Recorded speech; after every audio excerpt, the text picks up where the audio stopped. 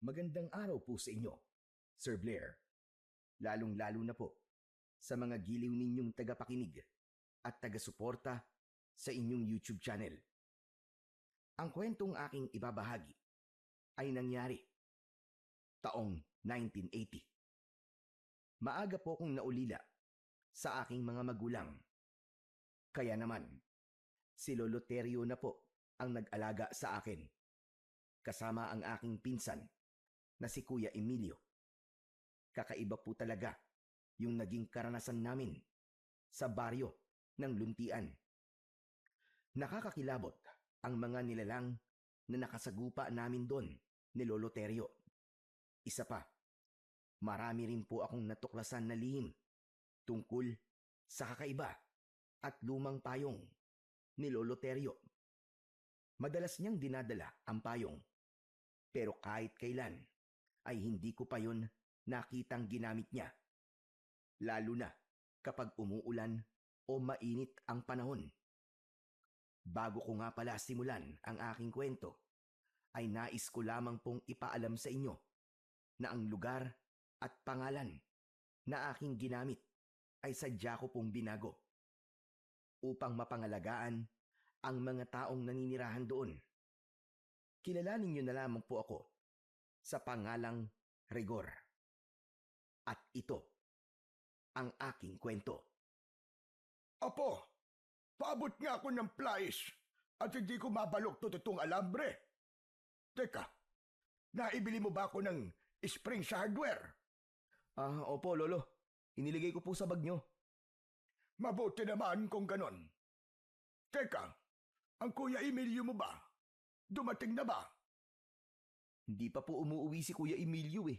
Siguro po nasa mga kaibigan na naman niya. Ay siya nga po pala, Lolo Terio. Bakit hindi muna kayo magpahinga? Baka sumakit na naman po ang ulo nyo eh. Itigil nyo na po muna ang paggawa ng payong. Ay, nako apo. Libangan ko na rin ito. Kapag itinigil ko ito, baka naman mainip ang ating mga suki. Hindi na sila magpapagawa sa atin ng payong. Kaya naman huwag ka nang mag-alala. Ayos lang ako at hindi nasasakit ang ulo ko. Mabuti naman po kung ganun. Masyado nyo po kasing siniseryoso ang trabaho eh. Isa pa, malapit na pong dumilim ang paligid, lo. Kaya baka mahirapan na po kayong aninawin ng mga alambre na ikakabit nyo po sa tadyang ng payong. Kahit senior na ako, malinaw pa ang mga mata ko. Pwede, kasi buong maghapon nyo na pong kinakalikot yung payong na yan eh. Hanggang ngayon, hindi pa rin po kayo tapos. Ay, wag mo na nga lang akong alalahanin, Rigor. Ang trabaho ay hindi minamadali. Kailangan dahan-dahan para mas maayos at pulido. Tsaka, sanay naman na ako sa mga ganitong gawain. Isa pa, kahit papano, ay nakakalimutan ko ang mga problema ko kapag ginagawa ko ito. Nalilibang ang isip ko at hindi ko naiisip ang tungkol sa pinsan mong si Emilio. Ay nako, hindi ko na rin po alam kung ano po nangyayari kay Kuya Emilio, Lolo. Kung hindi ko lang po siya pinsan at panganay sa akin, naku po, matagal ko na po siyang nilabanan. Yan ang wag na wag mong gagawin, Rigor. Kahit ganyan ang pinsan mo, siya pa rin ang panganay sa'yo. Kaya wag mo sanang kalimutan yon, hani. Ikaw na ang bahalang magpasensya sa kanya. Tutal, ikaw naman ang mas nakakaintindi. Ewan ko, palagi ko na lang po siyang pinagpapasensyaan, Lolo. Dahil iniisip ko po kayo eh. Pero sumusobra na po siya. Parang ako po ang nasasaktan sa mga ginagawa sa inyo eh. Pabayaan mo na lang. Pagpasensyaan mo na lang siya. Habaan mo pa ang PC mo. Tutal, tulad nga na sinabi ko, ikaw ang mas nakakaunawa sa inyong dalawa. Hindi ba? Hay nako, ewan ko po, Lolo. Hindi ko pa rin po maipapangako sa inyo kung hanggang kailan ko po siya mapagpapasensyan. Lalo na kapag sinaktan niya kayo. Sana nga humaba pa ang pasensya mo sa kanya, Apo. Ako nang humihingi ng pasensya sa iyo sa mga inaasal niya. Mabuti na lang talaga at nandyan ka. Huwag po kayong humingi ng pasensya. Isa pa, pamilya po tayo eh. Ang ipinagtataka ko lang ay kung bakit biglang nagbago si Kuya Emilio. Pareho naman po kaming nawalan ng magulang. Siguro hanggang ngayon, hindi pa rin niya matanggap na ulila na siya sa kanyang mga magulang. Pakiramdam ko nga ay gumaganti siya. Nagre-rebelde para iparamdam sa akin na galit siya. Aba, kahit na po ba, Lolo Terio, mali pa rin po ang ginagawa niya. Wala po kayong kasalanan sa mga nangyari. Tsaka, irespeto naman niya ang nararamdaman niyo. Nawalan din kayo ng mga mahal sa buhay ah. Tama ka. Dahil doble ang sakit noon para sa akin. 2 anak ko ang nawala. Hindi po kaya masama lang ang kanyang loob dahil ako lang po ang tinuruan ninyong gumawa ng payong? Hindi yun sa ganun, Rigor. Isa pa, wala siyang hilig na gumawa ng payong. Ang gusto lang niya ay sirain ang mga gamit ko para hindi na ako magkaroon ng hanap buhay. Ganun lang yon. Teka. Ako yata ang pinag-uusapan nyo ah. Para bang tinatraidor nyo ako habang wala ako ah. Nanlamig ang buong katawan ko nang marinig ko ang malakas na boses ni Kuya Emilio mula sa aming likuran. Nang lingunin ko siya, matalim na titig ang sumalubong sa aking paningin. Oh, bakit para yatang hindi na kayo nakapagsalita ha? Kanina lang para kayong mga bubuyog ah. Bulong ng bulong. Kuya Emilio, nariyan ka na pala. Oh, kanina pa ako narito at dinig na dinig ko ang mga pinag-uusapan nyo na tungkol sa akin. Narinig ko rin ang mga sinabi na matandang yan. Kuya Emilio, wala namang masama sa pinag-uusapan namin eh. Anong walang masama? Ang pinakaayaw ko sa lahat ay yung pinag-iisipan ako ng kung ano-ano habang wala ako. Bakit ba, Kuya Emilio? Hindi ka naman namin pinag-iisipan ah. Wala ka ng respeto kay Lolo Terio ah. Respeto ba ka mo? Ang mga kagaya niya, hindi dapat nire-respeto. Kuya Emilio, sandali lang. Sumusobra ka na. Wala ka na talagang galang. Sus, nagsalita ang magalang na apo. Sip-sip. Masyado kang pumapapil. Ikaw lang naman ang paborito niyang apo, di ba? Tsaka, huwag kang masyadong magmalaki. Pasalamat ka. Hindi kita pinapatulan. Wala akong paboritong apo, Emilio. Alam ko lang kung sino ang mabuting tao sa akin. Huwag ka na magpaliwanag pa, tanda. Wala nang halaga yun. Tsaka, wala akong pakialam sa opinyon mo. Wala kang karapatan na pagsalita ng ganyan si Lolo Terio. Dahil wala kang ambag sa buhay niya. Para kang walang utang na loob ah. Rigora po, tama na. Pabayaan mo na lang siya sa gusto niyang isipin. Hindi, Lolo eh. Sumusobra na yan eh. Hindi niyo dapat na hinahayaan na ganyan ang trato niya sa inyo. Wala naman po siyang dapat ipagmalaki sa inyo eh. Palamunin niyo lang din naman siya, di ba? Anong sabi mo? Bakit ba nakikialam ka ha? Ano bang gusto mong mangyari? Tumigil na kayo! Tama na! Tama na, Emilio!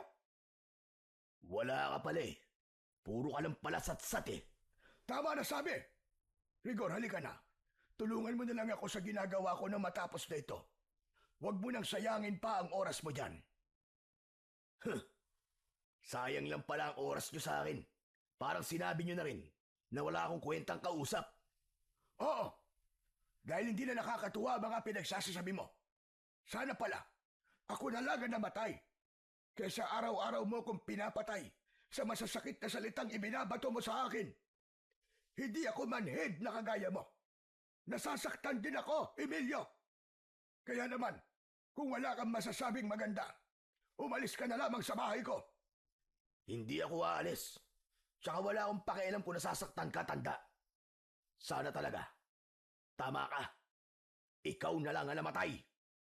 Ikaw ang dapat na mamatay, Kuya Emilio. Dahil wala kang silbi. Inutil, masama. At wala kang kwentang tao. Lintik na. Gusto ba talaga masaktan, ha? Sige, saktan mo ako. Subukan mo lamang na ilapat ang mga kamao mo sa mukha ko. At hindi kita aatrasan. Lalabanan kita. Sa pagkakataong yon, ay pumagitna na sa amin si Lolo Terio. Itinulak niya kami palayo sa isa't isa habang pareho nang nakataas ang aming mga kamay at nakahaya ng suntok. Hindi na ba kayo nahiya? Talaga bang ganyan na kayo katatapang? At kahit nasa harapan ko kayo, ay magsusuntukan kayo at magpapatayan? Sa tingin niyo ba, Matutuwa ang mga magulang nyo sa ginagawa nyong dalawa.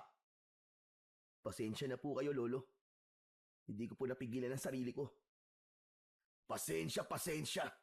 Si Raulo, sip-sip ka lang kamo. Emilio, tama na. Wala ka nang ginawang tama. Bakit? Tama ba? Na may pinapanigan kayo, ha? Kailan ba naging maganda ang ugali ko sa paningin nyo, ha, tanda?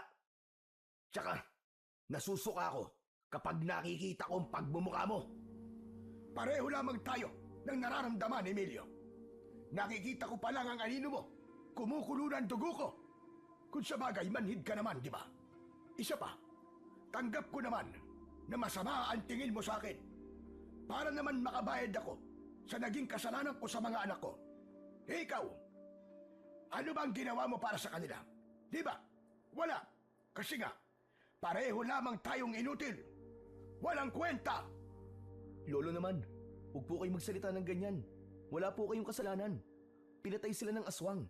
At hindi niyo po yung kagustuhan. Gusto niya yun. Baka nga siya pa ang pumatay sa mga magulang ko eh. Kaya halos ayaw ko nang umuwi dito eh. Dahil sa tuwing nakikita kong pagmumukha ng matandang yan, naaalibadbaran ako. Ganun naman pala eh. Eh di lumayas ka na. Hindi ka rin namin kailangan dito. Kung walang kwenta si Lolo sa paningin mo, aba, di hamak naman na mas wala kang kwentang tao sa paningin ko. Aba, tumatapang ka na yatang tarantado ka. Ano ba gusto mo? Eh ikaw eh. Kung anong gusto mo, ibibigay ko sa'yo. Rigor, Emilio! Tama na! Tama na! Ayoko po sanang makipagtalo sa kanya, Lolo Terio eh. Pero sumusobra na po siya eh. Hindi na tama ang ginagawa niya sa inyong pambabastos. Tumigil ka, Rigor! Nasasabi mo lang yan dahil wala kang alam. Pues, sabihin mo para alam ko. Hindi yung bigla kang darating dito na para kang kupal. Pagkatapos pagtataasan mo ng boses si Lolo Terio, sino ka para gawin yun sa kanya, ha? Sa oras na malaman mo kung anong totoong dahilan kung bakit ako nagkakaganito, ewan ko na lang sa'yo kung kampihan mo pa ang matandang yan. Kaya kung ako sa'yo, Rigor, panindigan mo na lang ang pagiging uliran at mabuti mong apo para sa kanya. At huwag ka na lamang makialam. Makikialam ako, Emilio. Dahil sumusobra ka na. Pabayaan mo na lang siya, Rigor. Tama na. Lolo, pasensya na po pero... Rigor, huwag mo kong alalahanin, apo. Sanay na ako. Wala nang epekto sa akin ang masasakit na salitang binibitiwan ng pinsan mo. Basta ang alam ko, hindi ko kayo pababayaan sa pagkain. Hindi ko kayo ginutom. At ginawa ko ang lahat para mahalin kayo, para alagaan kayo. Pero kung sa tingin ninyo ay kasalanan ko ang pagkamatay ng sarili kong mga anak, sige, sisihin nyo lang ako. Malugod kung tatanggapin yon. Lolo, ako po, hindi po kita sinisisi. Sus, tigilan nyo na nga mga kadramahan yung dalawa, pwede ba? Ewan ko lang kung magdrama pa kayo sa gagawin ko. Teka, ito bang mga payong na to? Ito ba ang pinagmamalaki nyo na mas mahalaga pa kaysa sa buhay ng mga magulang ko? Kuya, anong gagawin mo sa payong ni Lolo Terio? Ang dapat dito, sirain. Kuya, wag! Huwag mo akong pigilan, tumabi ka dyan. Ang dapat sa mga to, durugin. Kuya, tama na, tama na! Lo, bakit hindi nyo inaawat si Kuya Emilio? Sinisira po niya ang payong nyo. Pabayaan mo siya. Kahit na anong gawin niya, hindi niya masisira ang mga payong ko. Matibay ang mga yan. At siya lang ang masusugatan sa gagawin niya. Kuya, ano ba? Tama na! Tigilan mo ako, Rigor. Huwag mo akong awatin. Baka pati ikaw tamaan sa akin. Subukan mo lang. Nasaktan ang pinsan mo. Makakatikim ka talaga sa akin. Sinasabi ko sa iyo, Emilio. Hindi na ako magtitimpe. Huwag mo akong takutin, tanda. Ikaw ang dapat na matakot. Dahil sa oras na malaman ni Rigor ang tungkol sa lihim mo, magagalit din siya kagaya ko. Kuya Emilio, ano ba nilihim ang sinasabi mo? Wala akong nililihim sa inyo. Yun ang totoo. Kaya huwag ka nang gumawa ng kwento, Emilio. Sinungaling. Hindi mo ako maluloko. Patutunayan ko na totoo ang mga nakita ko. Maghintay ka lang, tanda. Ano ba pinag-uusapan nyo? Teka, Kuya Emilio. Saan ba dadali ng mga payong ni Lolo? Wala ka ng pakialam doon kaya tumabi ka. Aba, Ayaw mong tumabi ah! Heto sa'yo! Inihampas sa akin ni Kuya Emilio ang mga hawak niyang payong. Kasunod ng pagtama ng suntok niya sa aking muka. Bumagsak ako sa sahig. Kuya, bakit mo naman ako sinuntok? Nagtatanong ka pa? Pakialamero ka kasi! Buisit na to ah!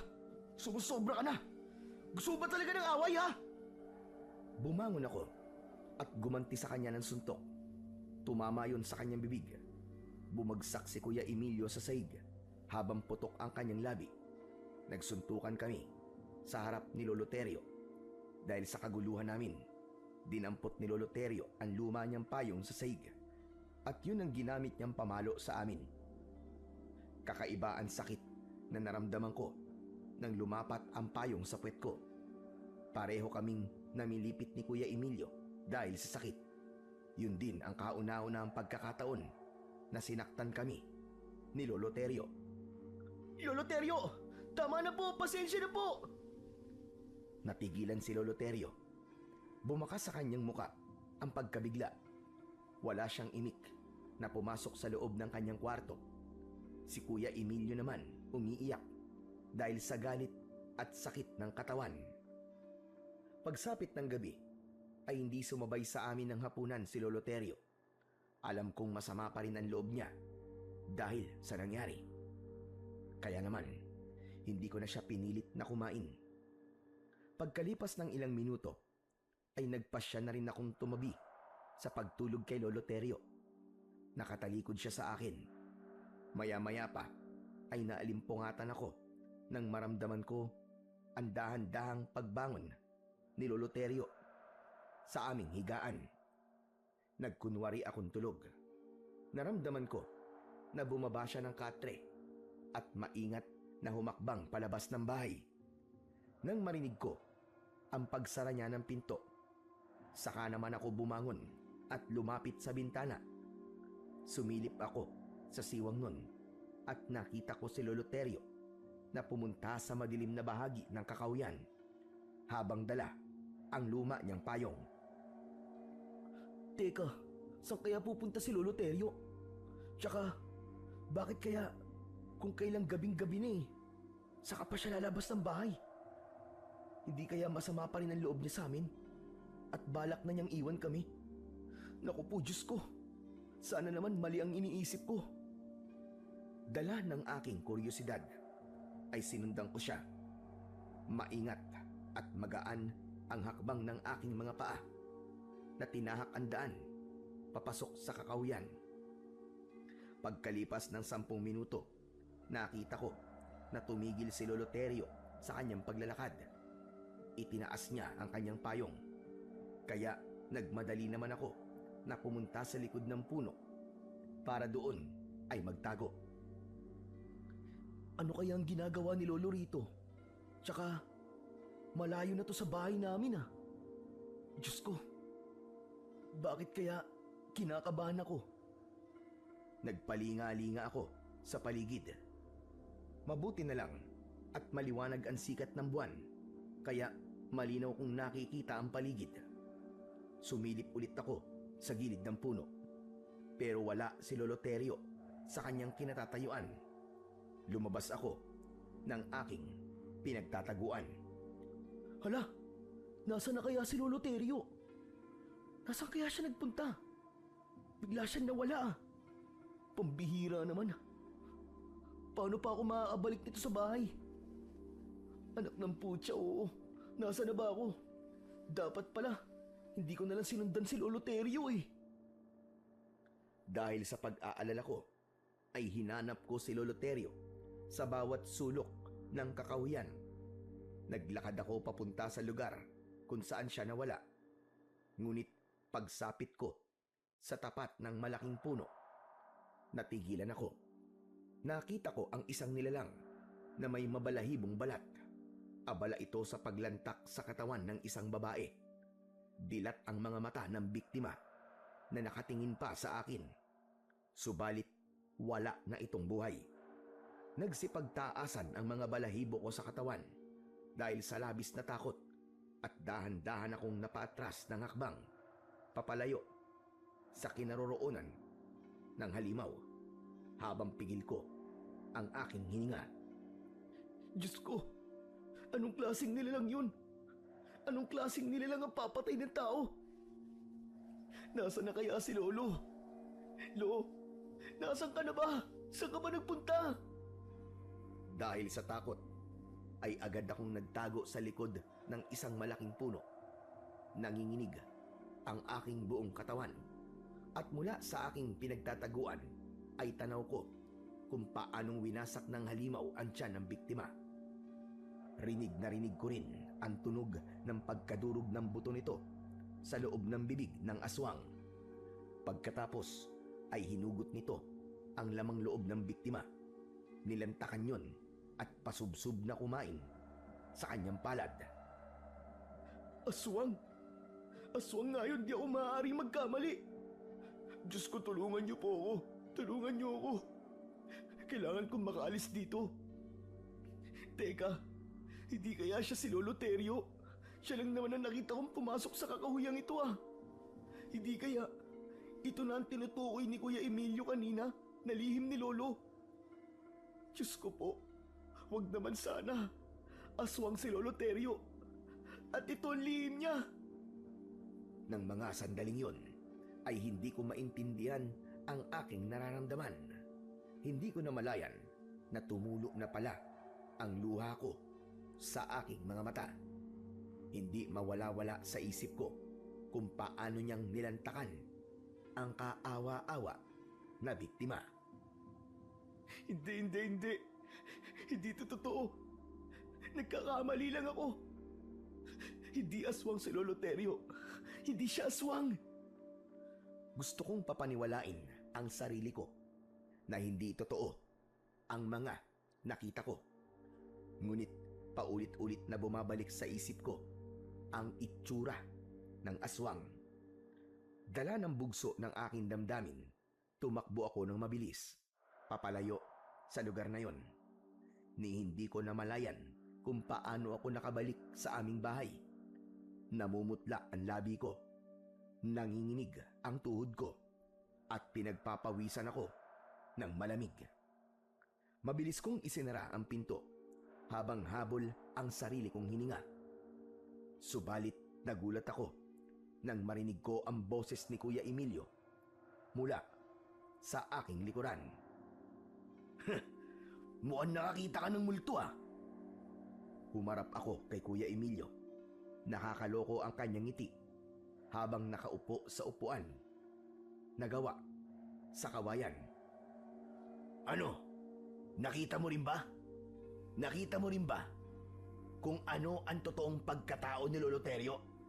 O magiging kagaya rin kita na magbubulag-bulagan sa mga nakita? Kuya Emilio, ang ibig mo ba sabihin, alam mo na rin na aswang si Lolo Terio? Pero kailan pa? Kailan mo pa nalaman yung tungkol sa kanya? Matagal ko nang alam na aswang si Lolo Terio. Ikaw lang naman ang tanga at walang alam. Sigurado ka ba, kuya? Kasi yung aswang na nakita ko kanina, hindi ko naman nakita ang pagpapalit niya ng anyo. Baka naman nagkakamali ka lang. Baka hindi si Lolo Terio yun. Sira ulo ka ba? Nakita ko ang pagsunod mo sa kanya kanina. Nakasilip din ako sa bintana habang pinagtatawanan ka. Dahil sa wakas, matutuklasan mo na ang lihim ng matandang yon.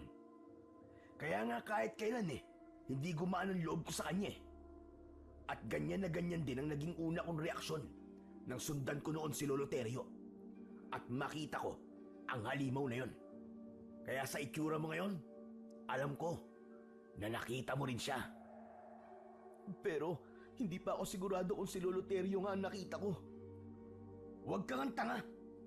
Lukuhin mo sarili mo, pero hindi ako. Alam mo na ang katotohanan, kaya huwag ka nang magbulag-bulagan. Siya lamang ang sinundan mo kanina. Kaya ang aswang nakita mo, siya talaga si Lolo Terio. Marami na siyang pinatay, Rigor. At lihim niya yung ginagawa. Kaya mag-isip-isip ka na. Hindi pa rin ako naniniwalang aswang siya, kuya. Pero huhulihin ko siya. Gusto kong matiyak na totoo nga ang mga nakita ko kanina. Aswang siya, aswang. At matagal niya na tayong niloloko. Yun ang totoo. Baka nga siya pa ang pumatay sa mga magulang natin eh. Kaya nga galit na galit ako sa kanya. Sagad sa buto ang galit ko sa kanya. Kaya ikaw, bahala ka. Magkunwari kang walang nakita. Magtanga-tangahan ka hanggang gusto mo. Sige lang, panindigan mo kung ano ang pinaniniwalaan mo. Naniniwala pa rin ako sa nararamdaman ko. Hindi niya magagawang sakta ng mga magulang natin. Bahala ka na nga sa gusto mong isipin. Basta ako, hahanap ako ng paraan para pagbayaran niya ang ginawa niya sa mga magulang ko. Bumundol ang kaba sa aking dibdib nang marinig ko ang sinabing yun ni Kuya Emilio. Isa yung banta sa buhay ni Lolo Terio. Kinabukasan, pagkatapos kong matuklasan ang eksenang yun kagabi, pakiramdam ko para na bang sasabog ang dibdib ko sa pag-aalala. May pagkakataon pa nga na gusto kong magtanong. Pero natatakot ako dahil hindi pa ako handa sa magiging sagot niya. Kaya naman, nanatili na lang ako na walang kibo sa aking kinauupuan na silya. Napansin ko rin na may sugat siya sa braso. Parang nanggaling yun sa isang kalmot. Kaya't napatingin ako sa kanyang muka. Pero agad din akong nagbawi ng tingin. Hindi naman yun nakaligtas sa paningin ni Lolo Terio. Rigor, ano bang problema mo at kanina ka pang hindi napapakali sa upuan mo? Para bang sinisilihan ang puwet mo? May gusto ka ba sabihin sa akin? Wala po Lolo Terio. May iniisip lang po ako. Ay siya, kalimutan mo na kung anong iniisip mo. Kumain ka na lang ng almusal at samahan mo kung pumunta sa Karatig Baryo. Baka marami nang magpapagawa ng payong sa atin doon. Lolo Terio, pwede po ba na hindi mo na ako sumama? Aba, bakit naman? Para bang ngayon lang kita narinig na tumanggi na sumama sa akin? Ano bang problema? Wala naman po akong problema, Lolo Terio. Pasensya na po kayo. Masama lang po talaga ang pakiramdam ko. Kilala kita, Rigor. Alam ko kung nagsisinungaling ka sa akin o may itinatago ka sa akin. Sa napapansin ko sa iyo ngayon, para bang iniiwasan mo ko? Huwag po kayong mag-isip ng ganyan, Lolo Terio. Totoo naman po talaga na masama ang pakiramdam ko eh. Ganun ba? Hindi pa naman ako pwedeng umalis na walang kasama. Madali akong mahilo. Baka mapano ko sa daan. Hindi po ba pwedeng bukas na lang po tayo pumunta ron, Lolo? Hindi pwede. Dahil kahapon pa hinihintay ng may-ari itong mga payong. Hindi ko lang masabi kay Lolo Terio ang tumatakbo sa isip ko ng mga sandaling yon. Nag-alala ako na baka kunwari lang si Lolo na maghahatid ng payong sa mga suki nito. Pero ang totoo, baka naghahanap lang siya ng susunod na magiging biktima. Mas lalo kong kinabahan nang lumabas ng kwarto si Kuya Emilio. Huwag niyo nang piliting sumama sa inyo ang paborito niyong apo. Dahil sa totoo lang, natauhan na yan. Ano ba pinagsasasabi mo ha, Emilio? Kaya aga-aga, magsisimula ka na naman. Kuya Emilio, pwede ba? Umayos ka nga. Bakit? Maayos naman ako ah. Tumigil ka. Hindi na ako makakapayag na bastusin mo pa ako sa loob ng pamamahay ko. Sige nga. Ano bang klaseng pamamahay ito? Para igalang kayo. Isa pa, alam na namin ni Rigor. Ano ang alam nyo ha, Emilio? May itinatago ba kayo sa akin ni Rigor? Lolo, wala po. Kalimutan niyo na po ang sinabi ni Kuya Emilio. Alam niyo naman po yan eh. Kung ano-ano po lumalabas sa bibig niyan. Bakit hindi mo sabihin sa kanya, Rigor? Kuya, ano ba? Tumigil ka na nga. Tama na yan. Pagod na ako makipagtalo sa iyo, Emilio. Umalis ka na sa pamamahay ko. Hindi kita kailangan dito. Lolo, huminahon po muna kayo. Huwag niyo pong palayasin si Kuya Emilio. Nabibigla lamang po kayo. Sus, kunwari ka pa. Baka nga mas masaya ka pa eh. Tsaka wala akong pakialam. kung palayasin ako ng matandang yan sa pamamahay niya, no?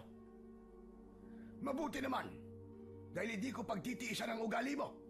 Wala kang utang na loob, hayop ka. Huwag ka nang magpapakita sa akin. Talaga, sinong tinakot mo, tanda?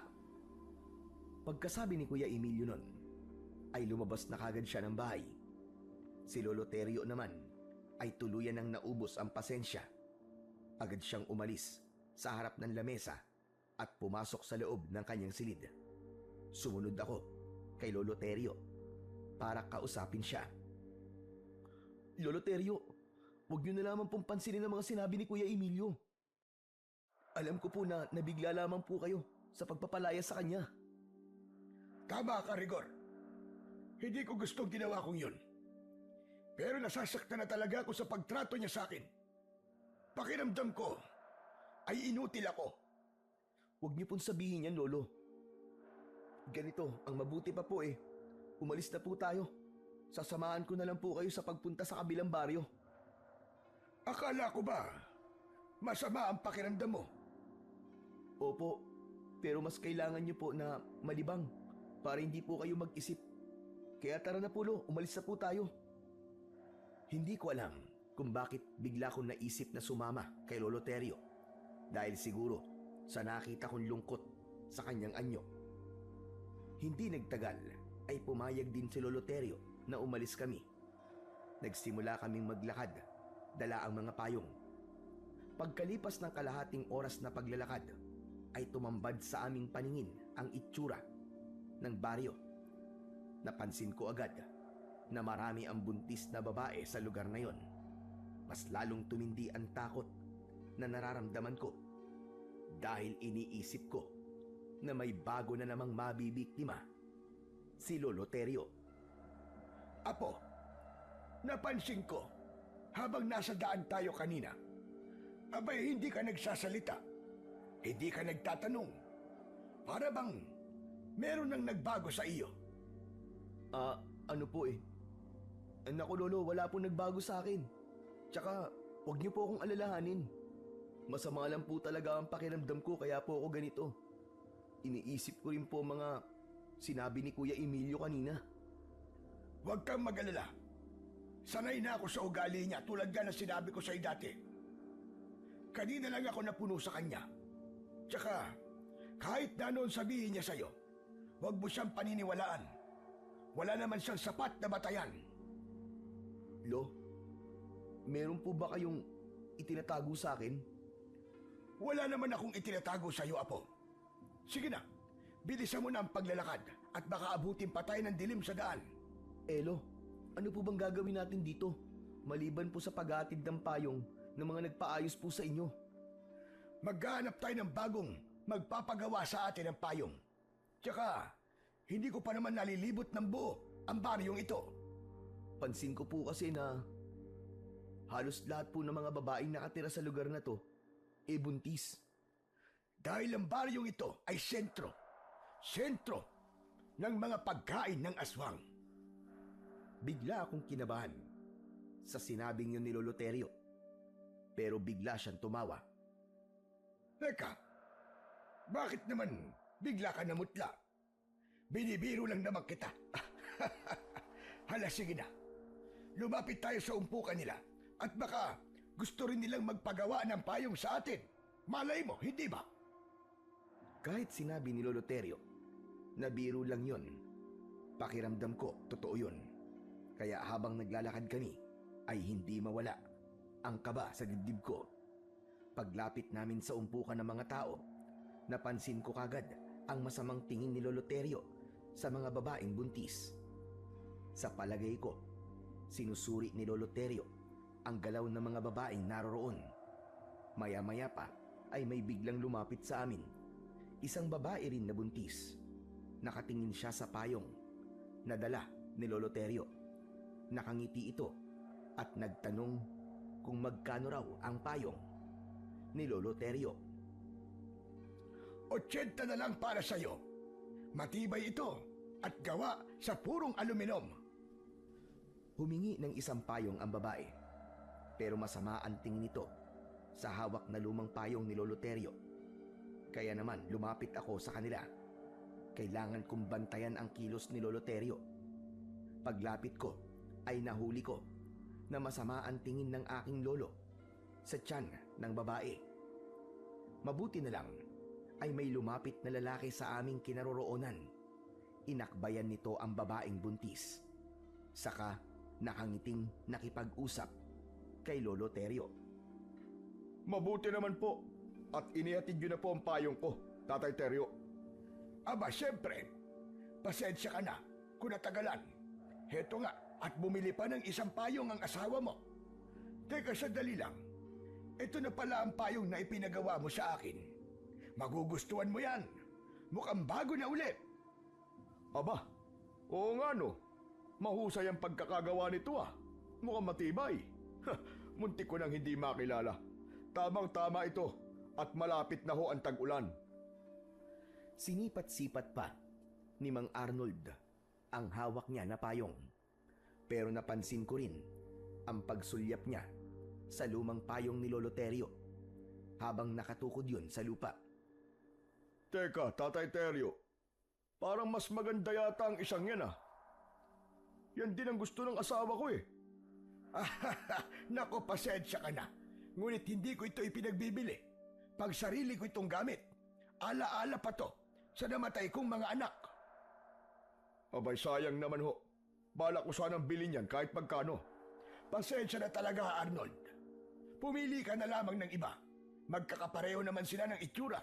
Kung gusto mo, babawasan ko na lamang ang halaga ng payong na magugustuhan mo. Biglang umasim ang muka ni Mang Arnold at dumilim ang anyo. Sa'yo nga ang gusto ko, Tatay Terio eh. Tsaka kung magdadala ka ng payong at hindi mo naman pala ipagbibili, aba, hindi mo na sana nilantad sa amin. Paano yan? At nagustuhan ng asawa ko. Baka makunan siya. Pero hindi ka rin naman siguro bulag. Nakita mo naman siguro na nakaiwalay ang payong ko sa mga payong na ibinibenta ko. Ang ipinagtataka ko lang, di hamak naman na mas maganda mga bagong payong na to kaysa sa luma kong payong. Bakit ba? Para yatang mas interesado kayo sa luma kong payong.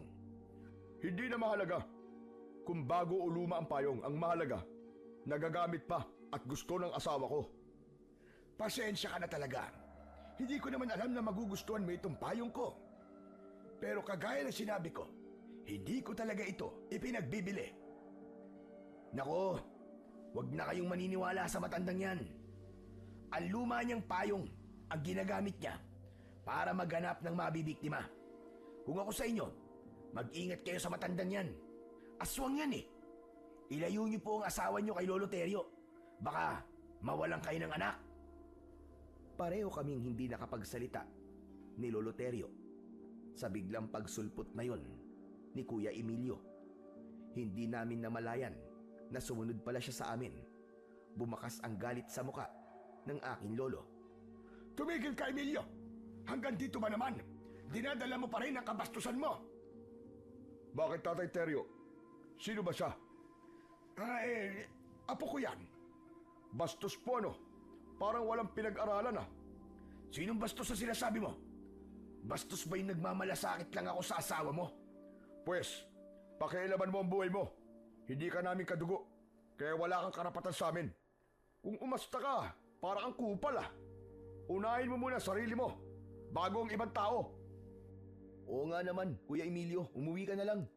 Huwag ka na magkalat dito. Nakakahiya sa mga tao. Sus, kunwari ka pa. Hindi mo ba alam na kapag nanahimik ka, mas lalo lamang silang mapapahamak? Aswang yan eh. Hindi ako aswang. Nagkakamali ka sa sinasabi mo. Sinungaling. Anong ginagawa mo rito? Hindi lang pala bastos ang apo mo, Tatay Terio eh. Bulag din. Hindi niya nakikita na naghahanap buhay kayo rito. Pambihira. Ngayon lang yata ako nakakita ng ganyang klaseng tao ah. At apo mo pa. Hindi niya ako apo. Simula nang pinalayas niya ako sa bahay, pinutol ko na rin ang ugnayan namin. Abay dapat lang. Kahit ako, ang nasa kalagayan ni Tatay Terio, palalayasin din kita. Kasi wala kang alam. Teka, ano ba ang karapatan mo makialam sa akin ha? Kayo na nga ang pinag-iingat ko. Ako pa ang lumalabas na masama ngayon. Hindi ko kasi nagustuhan ang tabas ng dila mo habang kausap mo si Tatay Teryo. Bakit? Ikaw ba ang nagpapakain kay Tatay Teryo, ha? Pero alam mo sa tingin ko, ikaw ang palamon niya eh. Nakakahiya ka. At saka, sanay na kami sa mga aswang na umaatake sa amin tuwing gabi. Pero alam mo ba, hindi lang mga buntis ang binibiktima ng aswang. Pati ang tao may masamang pag-uugali at walang galang sa matanda. Yun ang una niyang pinapatay. Lalong-lalo ka na. Masarap sa kanila ang dugo mo. Abat, tinatakot mo ba ako, ha? Hindi kita tinatakot. Sinasabi ko lang sa'yo ang totoo. Kaya naman, ikaw ang mag-iingat, bata. Lapitin ng aswang ang mga kagaya mo. Abat, lintik na to, ha? Sinusubukan mo ba akong takutin, ha? Ngumisi si Mang Arnold kay Kuya Emilio. Bumakas sa anyo niya ang takot. Kaya naman, napansin ko na marami na palang tao sa paligid namin. Lahat sila nakatingin kay Kuya Emilio. Maya-maya pa ay lumapit sa amin ang isang matandang babae. Ano kaguluhan ito, ha? Sino ba kaaway mo, Arnold? Oh, wala po akong kaaway. Pinagsasabihan ko lang po ang binatang yan. Emilio ang pangalan niya. Siyang nanggugulo rito. Abay, ganun ba? Hoy, ikaw! Anong agenda mo? At tinugulo mo mga tao rito, ha? Baka naman kulang ka sa leksyon. Magsabi ka lang. Sus, may agenda ka pang nalalaman. Agendahin mo ang pagmumukha mo. Mukha ka rin namang aswang eh. Dahil sa sinabing yon ni Kuya Emilio, lahat ng mga taong naroroon ay biglang nagalit at pinagmumura ang pinsan ko. Hindi nila nagustuhan ang sinabi nito. Kaya naman, pumagit na ako para pigilan sila. Kuya Emilio, pwede ba? Umayos ka. Hindi na magandang lumalabas niya sa bibig mo, ha? Baka nakakalimutan mo. Nasa teritoryo nila tayo. Pasensya ka na, Maruha. Pasensya ka na sa inasal ng aking apo. Huwag mo na lamang pansinin ang kanyang sinabi. Bakit hindi ko papansinin na sinabi niya, ha? Pinaratakan niya ako na isang aswang. Hoy, tanda. Sinabi ko yon dahil sa itsura mo. Paratang ka dyan.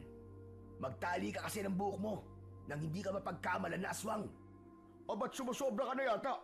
Baka nakakalimutan mo na nasa teritoryo kita. Baka mawala ang katarantaduhan mo kapag pinaikot ko ng suntok ang ulo mo. Sus, dami mong satsat. Bakit hindi mo gawin? Ano ka mo? Ikaw ha? Kilalanin mo muna kung sinong binabangga mo. Baka samain ka. Matuto kang rumispeto sa mga taong mas nakatatanda sa'yo. Ewan. Wala akong panahon para dyan. Habang nagkakainitan sila, ay napatingin ako sa gawi ni Lolo Teryo na kanina pang walang imik. Kitang-kita ko ang panginginig sa kamay ng matanda habang hawak niya ang lumang payong. Alam kong nagtitimpi siya ng galit, kaya lumapit ako kay Lolo Teryo. Lo, umuwi na lang po tayo. Nakakahiya na po sa mga taga rito. Nakakahiya po si Kuya Emilio. Lintik na yan. Ako pa ngayon nakakahiya. Umayos ka nga, Rigor. Masyado ka naman yatang nagmamalinis. Tumigil ka na. Di ka na nakakatuwa. Buisit. Kayo hindi nakakatuwa. Magsama-sama kayo. Mga lintik kayo. Dapat pala dyan, Tatay Teryo, bigyan ng leksyon eh. Ay, nako, Arnold. Kaya sabi ko sa'yo, bantayan mong mabuti ang magiging anak mo. Ayoko magkaroon ng ganyang apo. Nagpapakahirap ang lolo niya para buhayin siya. Tapos siya pang igaganti niya. Sana, tamaan ng kidlat ang damuhong yon. Hoy, matandang hukluban. Narinig kita. Tumigil ka sa pinagsasabi mo. Baka ikaw ang tamaan ng kidlat. Ikaw ang tumigil. Bakit? Kilala mo ba ako, ha? Ikaw, hindi kita kilala. Pero sa ugaling nakikita ko sa'yo, masasabi kong wala kang kwentang tao. Ano ka mo? Ano sabi mo, tanda? Wala akong kwenta. Bakit? Kilala mo rin ba ako? Tama na. Tama na, Emilio. Wala ka ng galang. Wala ka ng pinagkatandaan. Nakakahiya ka na! Dala ng labis na galit ni Lolo Terio. Sinuntok niya si Kuya Emilio. Bumagsak ito sa lupa at pumutok ang kanyang labi. Huh, tama lang yan. Kapag bastos, dapat yan patikimin ang suntok, pasabugin ang bunganga. Kulang pa nga yan eh. Dapat yan, sunugin ang bibig. Mabilis na bumangon si Kuya Emilio. Saka dinuro si Mang Arnold. Alam mo, sa totoo lang, wala sana akong balak na sumunod dito eh. Kaya lang, nag-aalala ako sa mga taong taga rito. Pero yung mga tao pala na inaalala ko, ay pare-pareho naman pala na mga walang kwentang tao. Mag-iingat ka sa mga pinagsasasabi mo, binata. Makapangyarihan na salita. Lalo na ang pagduduro ng daliri sa mukha ng tao. Baka magsisi ka. Tama na yan, Nay. Umalis na po tayo dito. Total, nakapili na po si Lilia ng payong. Sige na, anak. Mauna na kayo. Muling binalingan ni Lola Marua si Kuya Emilio. Ito ang tatandaan mo, binata. Sa oras na bumalik ka rito, hindi ko na maipapangako na walang mangyayaring masama sa iyo. May marka na ang mukha mo sa lugar na ito. Huwag mo akong tinatakot, tanda. Hindi ako natatakot sa'yo. Hindi nga tumataas ang balahibo ko sa'yo eh. Pwes, subukan mo. Tignan ko lang kung manatili pa ang tapang mo. Lola Marua, Huwag kang sumali sa usapan. Bantayan mo na lamang ang lalaki niyan. nahuli ko ang nakakakilabot na pagngisi ni Lola Marua bago ito tuluyang umalis kasama ang mga tao na nakapalibot sa amin. Si Lolo Terio naman ay naunang naglakad na at iniwan kaming dalawa ni Kuya Emilio. Sinamaan ko siya ng tingin bago ako sumunod kay Lolo Terio. Wala kaming imikan sa daan. Pagkalipas ng kalahating oras na paglalakad, narating namin ang bahay. Pagpasok namin sa loob, ay agad akong umupo sa bangko. Si Lolo Terio naman ay tumayo sa gitna ng sala. Maya-maya pa ay pumasok si Kuya Emilio. Sa pintuan pa lang, agad siyang pinagtaasan ng boses ni Lolo Terio. Wala ka talaga kwentang tao. Wala kang pinipiling lugar. Ipinahiya mo ko sa harap ng maraming tao. Aba, marunong din pala kayong mahiya, no? Pambihira naman, oh.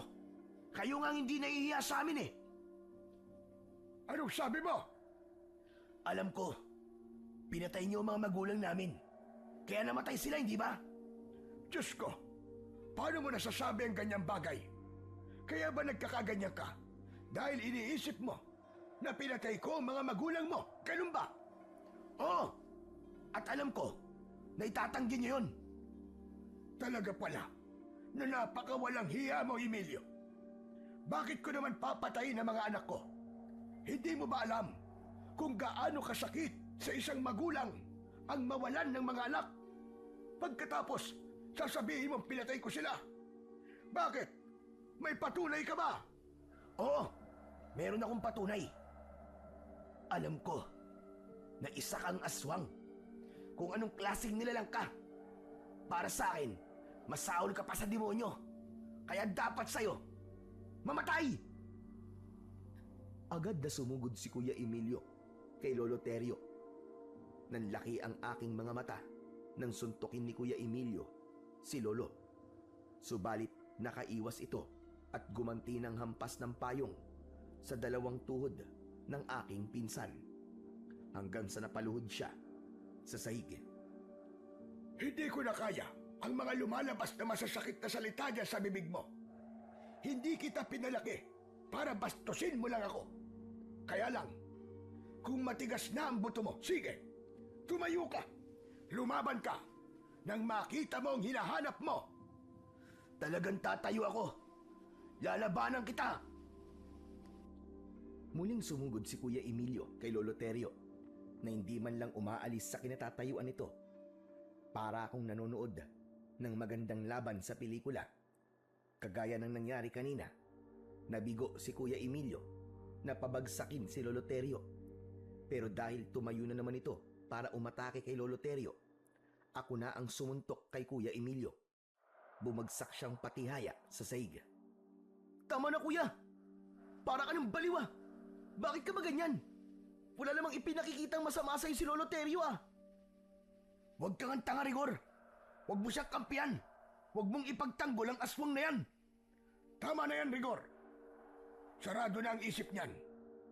Paniwalaan niyo kung ano ang gusto niyo paniwalaan. Kung hindi niyo ako kayang pakisamahan, bukas ang pinto. Malaya kayong umalis. Simula ngayon, kalimutan niyo na may lolo kayo. Hindi agad ako nakapagsalita nang makita ko na pumasok sa loob ng kanyang silid si Lolo Terio. Dinig ko rin ang pagsarado ng pintuan. Kasunod ang paglagabog ng katre niya na sa tingin ko nagwala si Lolo Terio. Napatingin ako sa gawi ni Kuya Emilio. Tumayo siya habang nakatingin sa akin. O ano?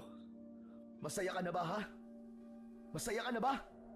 Oo, dahil hindi ako bulag at tanga. Nakagaya mo. Tila ba napansin ko sa muka ni Kuya Emilio ang biglang pagsisisi sa mga nasabi niya dahil tumingin siya sa nakasaradong pintuan ng silid ni Lolo Terio. Maya-maya pa ay pumasok na rin si Kuya Emilio sa loob ng kanyang silid at pabarag niyang isinarado ang pinto. Pagsapit ng gabi ay nagluto ako ng hapunan. Balak ko sanang dalhan ng pagkain si Lolo Terio. Subalit bigla akong natigilan. Kitang-kita ko ang ginagawa niya sa loob ng kwarto. Nasisilip ko yun sa siwang ng pinto. Nakaluhod siya sa saig, paharap sa payong na nakapatong sa katre. Binubulungan niya yun habang nakapikit. Gabayan niyo ang bawat kilos ko, ang bawat galaw ko, upang matupad ko ang nais ng sandatang ito. Mula sa hangin ay bigyan mo ko ng karagdagang lakas upang lumaban. Nalalapit na ang pag-aasik nila ng lagim. Tulungan mo kong lumaban. Bigyan mo ko ng lakas upang magapi ang kasamaan. Nanigas ang aking mga tuhod sa narinig ko. Ni ayaw gumana ng utak ko ng mga sandaling yon. Nanatili akong nakatayo at nakatingin kay Lolo Terio. Bumundol ang kaba sa aking dibdib. Lalo na at narinig ko na kinakausap niya ang lumang payong na para bang meron siyang nakikita na hindi nakikita ng aking mga mata. Diyos ko! Ano kaya ang ginagawa ni Lolo Terio sa payong? Natatandaan ko na kahit kailan, hindi niya yung binuksan. Palagi niyang dala ang payong na yun. Pero hindi naman niya ginagamit. Sa pagkakataong yon, mas lalong nagulo ang isip ko. Pakiramdam ko, may iba pang lihim na itinatago sa amin si Lolo Terio. Kaya pinanood ko ng matagal ang ginagawa niya. Pakiramdam ko ng mga oras na yon, hindi na ako humihinga dahil sa takot. Ilang saglit pa ang lumipas. Nakita ko na pinilit ni Lolo Terio na hawakan ang payong. At nanlaki ang aking mga mata nang makita ko na hawakan din pala yun ng isang uri ng patalim. Para bang ice pick, kumislap yun sa liwanag na nanggagaling sa ilaw ng gasera. Kasunod ng pagbukas niya ng payong, pinaikot niya yun sa ere at nakita ko nakakaiba ang itsura nun. Para bang isang uri ng kalasag na kayang tapatan ang matalas na bagay na tatama sa payong.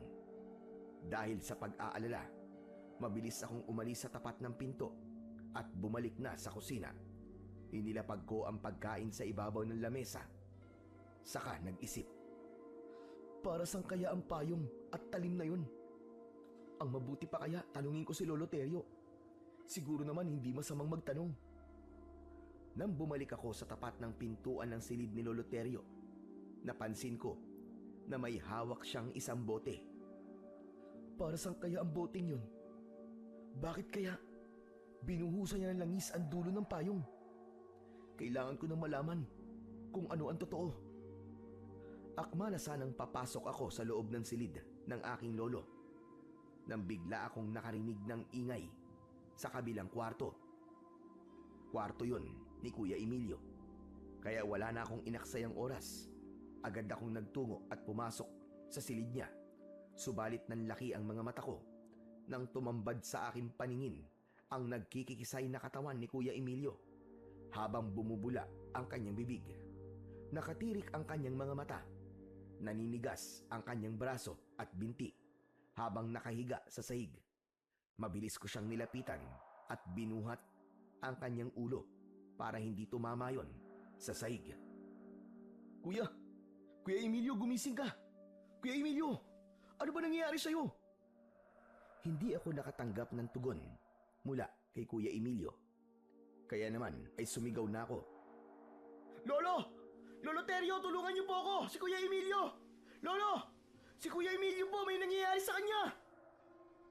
Mabigat na yabag ng paa ang narinig ko na papalapit sa aming kinaroroonan. Pumasok si Lolo Terio at agad niyang nakita ang nakahandusay na si Kuya Emilio. Bakit? Ano nangyari? Lo, nakita ko po siya rito. Nakahiga po sa sahig. Hindi ko po alam kung ano nangyayari sa kanya eh. Ano pong gagawin natin? Huminahon ka muna, Rigor. Kailangan natin makapag-isip na maayos. Sa tingin ko, pinaglalaruan siya ng orasyon ng aswang.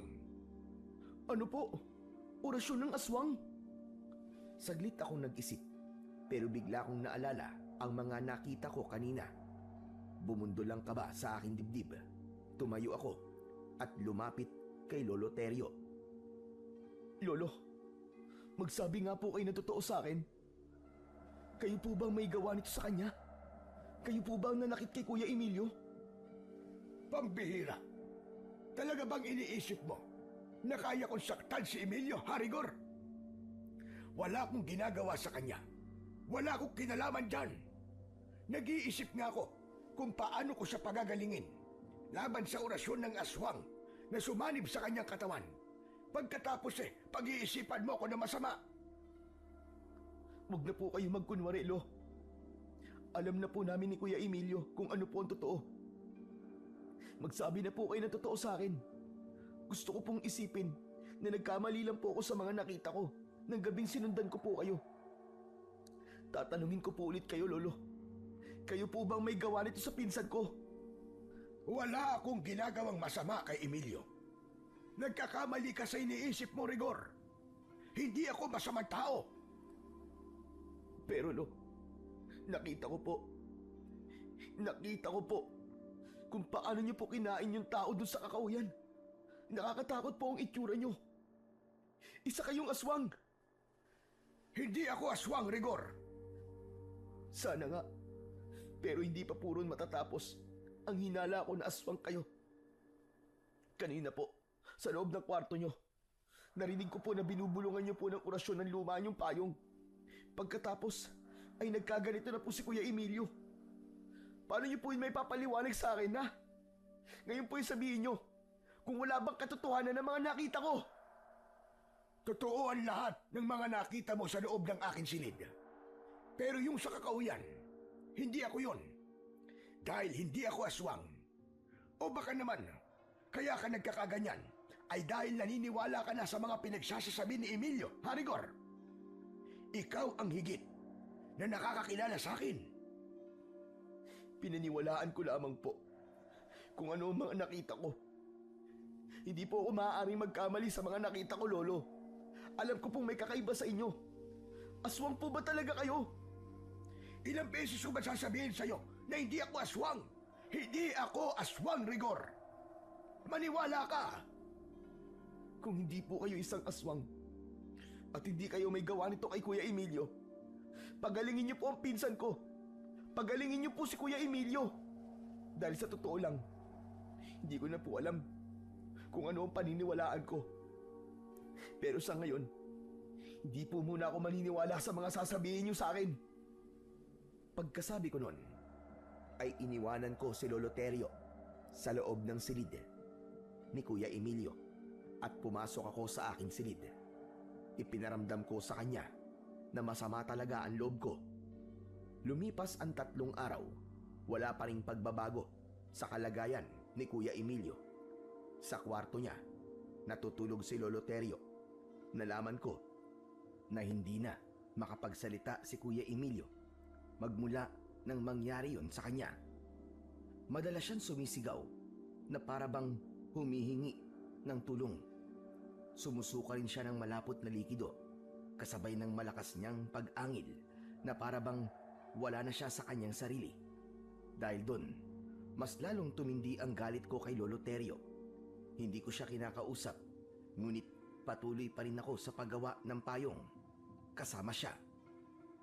Hanggang isang gabi, nahuli ko si Lolo Terio.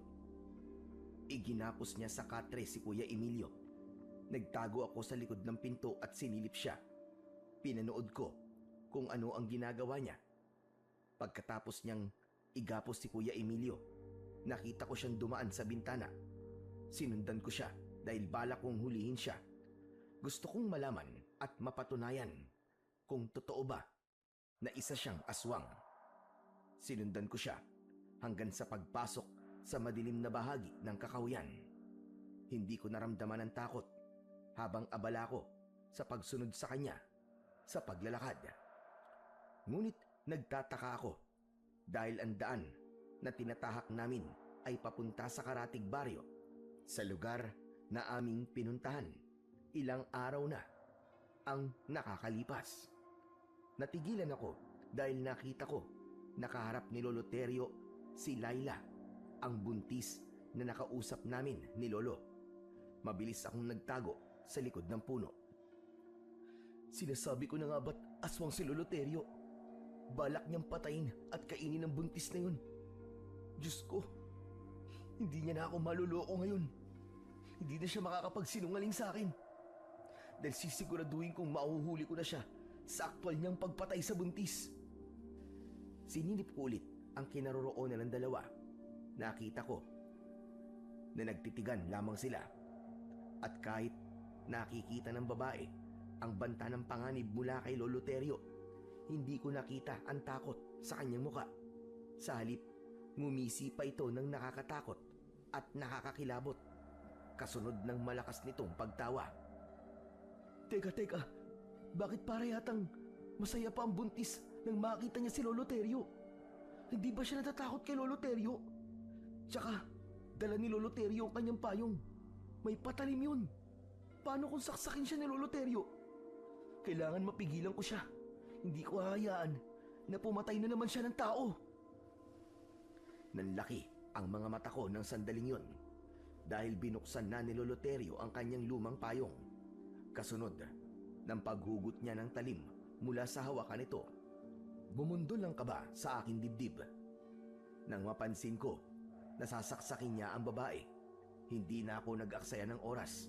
Mabilis akong tumakbo papalapit sa kinaroroonan ni Lolo Terio. Lolo, wag! Huwag niyo siyang papatayin! Rigor, anong ginagawa mo rito? Hindi ka dapat nandito. Bumalik ka na. Sige na, bumalik ka na sa bahay. Bilisan mo! Kailangan ko po kayong pigilan. Huwag niyo po papatayin ng buntis. Maawa po kayo sa sanggol. Nagkakamali ka, Rigor. Bumalik ka na sa bahay. Tumakbo ka ng mabilis at huwag ka nang lilingon. Saka na ako magpapaliwanag. Sige na, umalis ka na, Apo!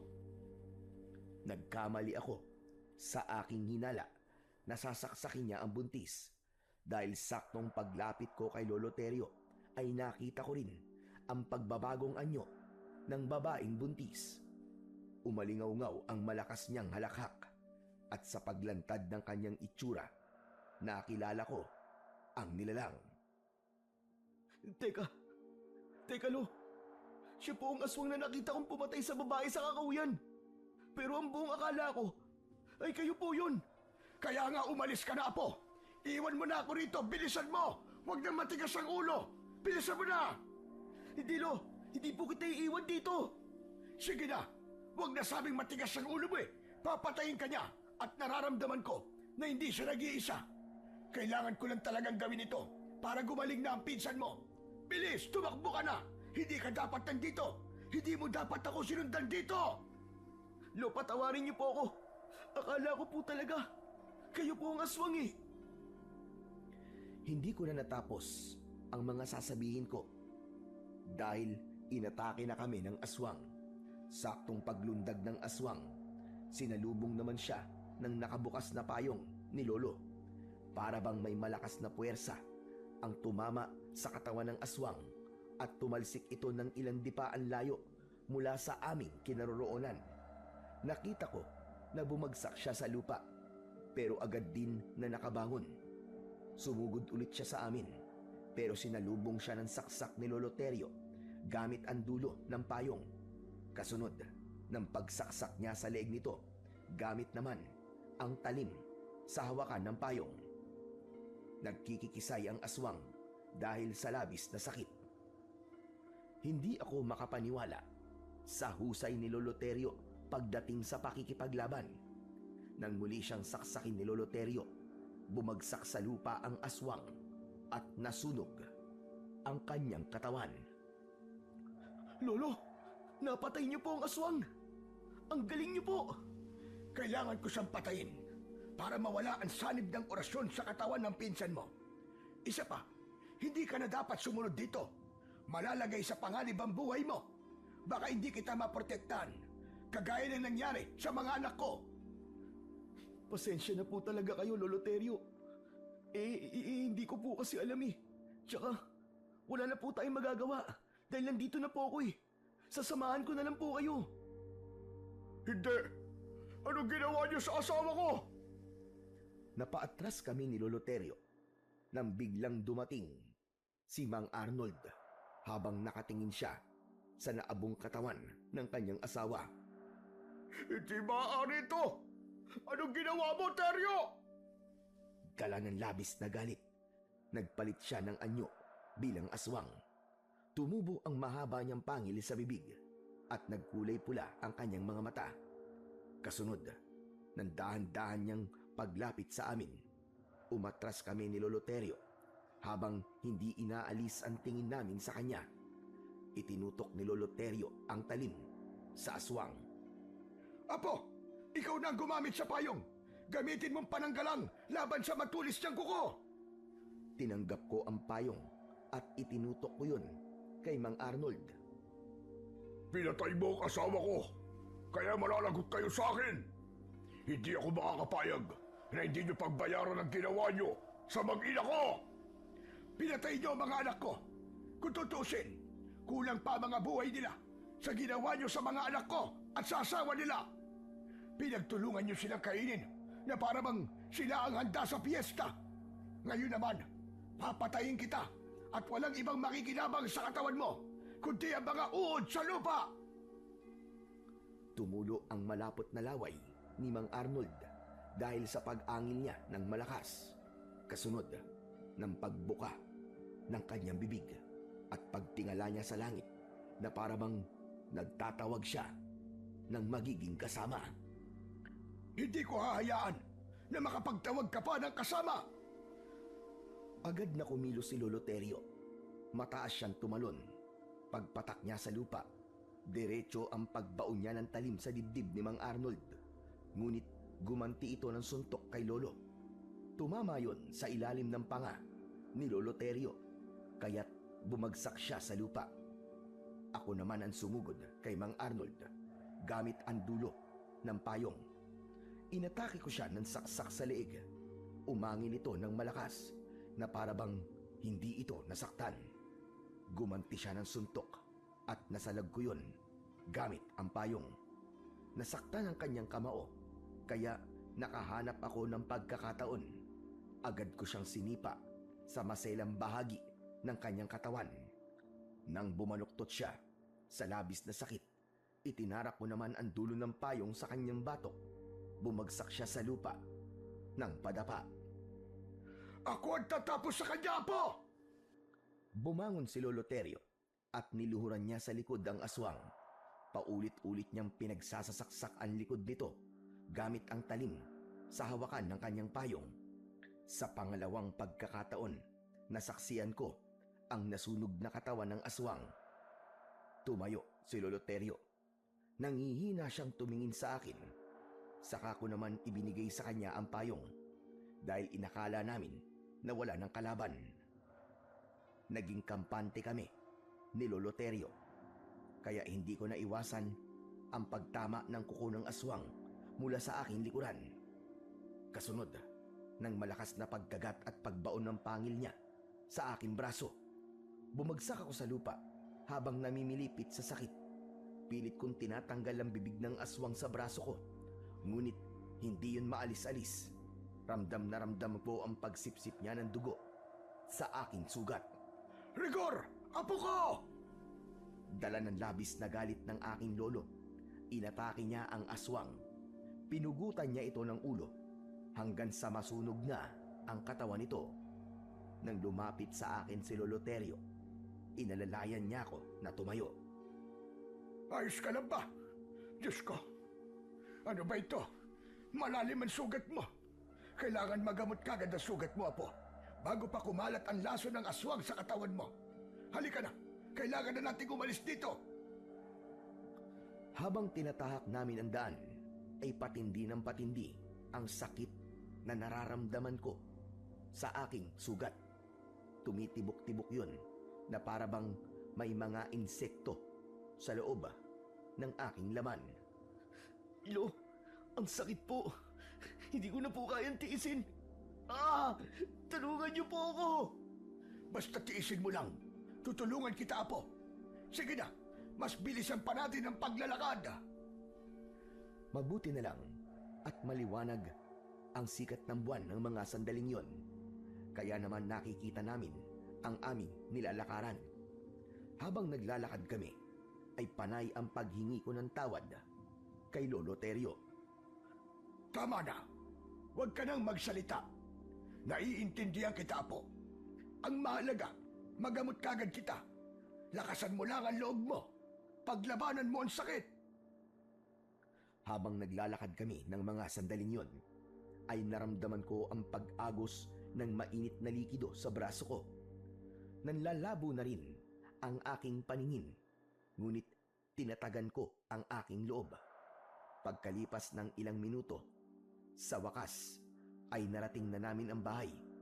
Pagpasok namin sa loob, agad na kumilos si Lolo para gamutin ang mga sugat ko. Aray! Lolo Terio! Bakit po nagkaganito? Nangingitim at namamagana po ng palibot ng sugat ko sa braso. Saka nagnanaknak na rin. Paano po nangyari to? Dahil yan sa laway ng aswang. Unti-unting lumalaki ang sugat kapag hindi yan naaagapan. Lolo Terio, ano pong gagawin natin? Kailangan patayin ang lason sa pamamagitan ng pagpapaso. Pababagahin ko ang talim ng payong ko, saka ilalapat yon sa sugat mo. Ano po? Pero mainit yun ah. Walang ibang paraan, Rigor. Kailangan mong tiisin ang init. Sige na, kailangan matalian ko muna ang braso mo bago ko simulan ang panggagamot sa'yo. Pinunit ni Lolo Terio ang laylayan ng kanyang damit. Saka yun itinali sa aking braso. Pumasok sa loob ng kusina ang aking lolo. Pagkalipas ng 10 minuto, bumalik siya. Dala ang hawakan ng payong na may talim. Nagbabaga na yon dahil sa pag-aalala. Pinagpawisan ako ng malamig. Teka lo. Talaga bang wala na pong ibang paraan? Wala na. Kaya tinalian ko ang braso mo para hindi mo masyadong maramdaman ang masakit. Ganun din ang gagawin ko sa kalmot sa likod mo. Tiisin mo lang ang init. Wala na nga akong nagawa kundi ang pumayag sa gagawin ni Lolo Terio. Nang lumapat ang mainit na talim sa akin sugat, napasigaw ako ng malakas dahil sa labis na kirot. Pagkatapos, binuhusan ito ng langis ang sugat ko. Aray! No, hindi ko na po kayang tiisin. Tama na po. Aray! Ang sakit po, Lo. Tiisin mo! Para ka namang hindi lalaki. Kailangan patayin ang lason. Hindi nga po ako mamamatay sa lason. Pero mamamatay naman po ako sa sakit. Kapag hindi ko to ginawa, Apo, mahahawa ka ng pagiging aswang. O ano? Anong pipiliin mo? Ha? Mahahawa ako ng pagiging aswang? Ano pa pong ginagawa niyo? Ituloy niyo na po. Ayoko pong maging aswang.